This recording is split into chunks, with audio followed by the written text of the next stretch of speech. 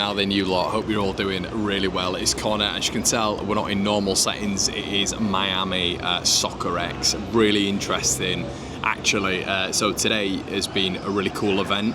We've heard a lot of talks, and in particular, you want to stick around for this one. I think it got on camera pretty well. But I spoke to a Premier League chairman about Leeds United and Leeds United's ownership. Really interesting. And this expo's been pretty cool. We just sat with a bunch of Ipswich Town panellists as well, you know, people associated with the club when it comes to ownership, when it comes to partnerships, when it comes to the Premier League. They spoke about PSR, they spoke about VAR, they spoke about everything when it came to the club, really, getting out of the Championship, the amount of money you earn, but the amount of money you earn is absolutely nothing, as we know, at second tier football in comparison. As well, the Ipswich Town sort of panellists as well were talking about, listen, Ed Sheeran been a massive ploy for them, a huge ploy for them. Wherever they go in the States now, even, they are very aware of Ed Sheeran, and Ed Sheeran is wearing their merch, Ipswich Town's merch, at every single gig, and it just shows how important that figurehead at Leeds United would be if we had that there in terms of that global superstar. But this is why you can see Leeds United partnering with the likes of Will Ferrell, with the likes of these celebrities as well, not only for part shareholders, but also for the image. You know, Will Ferrell sporting the Leeds United merch whenever he's sort of out and about and all this sort of stuff, and with sort of media commitments. But it's all really fascinating, really interesting. I'm going to delve into it a little bit now, but it was a little bit fun. But yeah, listen on in, guys. Make sure you like, comment and subscribe, and we've got other bits coming as well. Let's get into it. Question for Mark or anyone there, I guess investors as well, is PSR. How frustrating is it with the Premier League's PSR rules? And do you think it's good? Do you think it's bad? Do you think it needs to change? Is it, as it seems from the outside, a bit of a thumb on clubs to keep them outside the top six, all this sort of stuff that goes on? What do you think? That's an educated question. How long have you got? Listen, my position in the Premier League is the same as it was in the Championship. Currently, PSR is outdated. So if you just look at a Championship club, you can lose 39 million, 13 million a year over a rolling 3-year period. But that 13 million a year loss was set 15 years ago. Inflation, cost of living, everything's increased. So the number just simply doesn't work. I think, look, at heart, I'm a capitalist. So I would prefer no rules. And I'd back ourselves to stick to our own rules. But I understand the need for rules. So there are two things. One, if you have rules, you need to stick to them.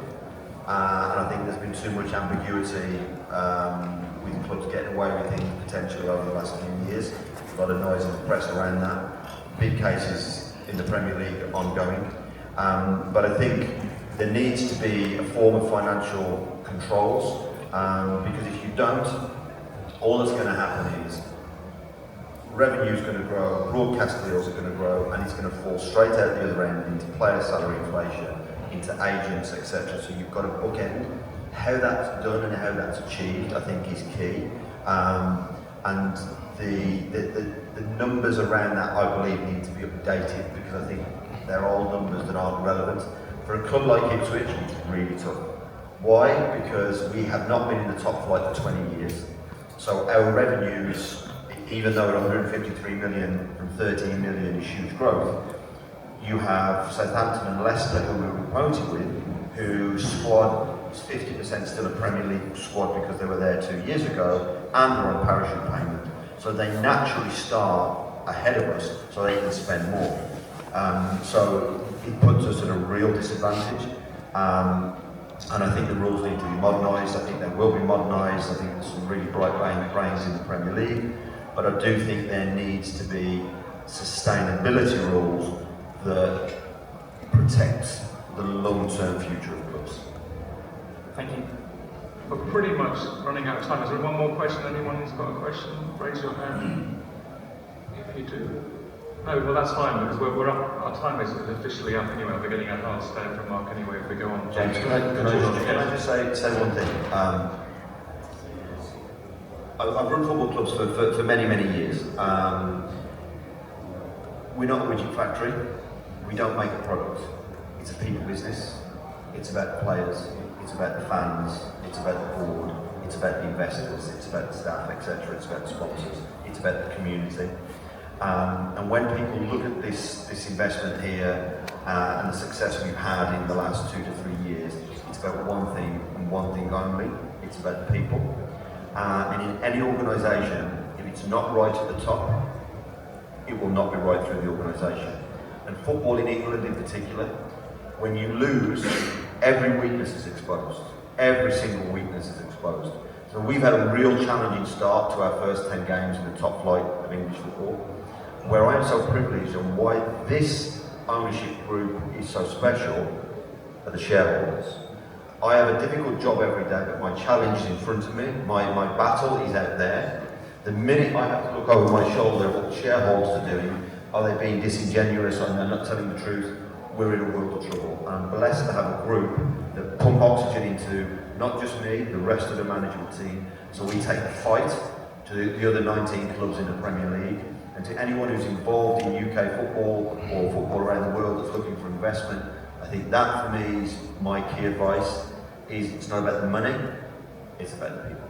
We tracked Kieran for 2 years, former Tottenham Hotspur, former Manchester United, finished the game as a player at a very young age, but then had an incredible education as a coach under some of the biggest managers in the world.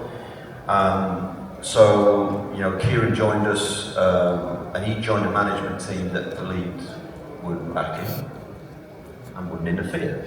So again, it's important for me, from a young coach's perspective, that you build infrastructure, you build world-class performance, medical, data, analytical teams around them to give them the oxygen to be the best versions of themselves. And when we did that with Kieran, you know, we took a League One team through to the Premier League. We beat Tottenham, anyone hadn't noticed, on Saturday and Sunday, with a number of players that were playing for us in the third tier of English football. So, you know, success just brings a different set of challenges, and in the summer when we were promoted, we had three clubs, two of which were potentially the biggest clubs in England, wanting to take his services.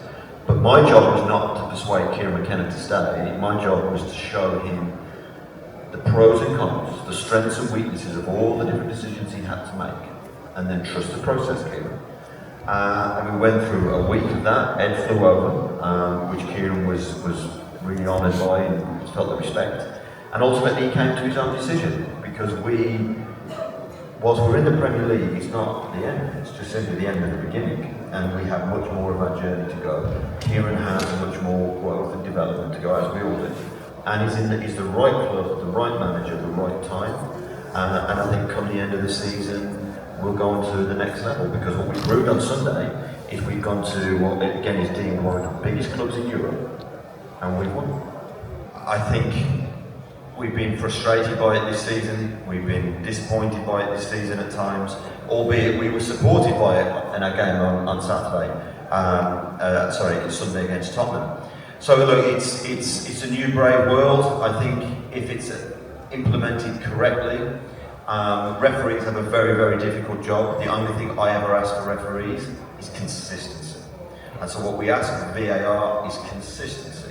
If a decision is checked and ultimately that's given against us, so be it. But if we have something that we think should be checked, please just check it. And once you've checked it, if there's a reason why it's not a penalty or a free kick or whatever, so be it. But it's that consistency across the board.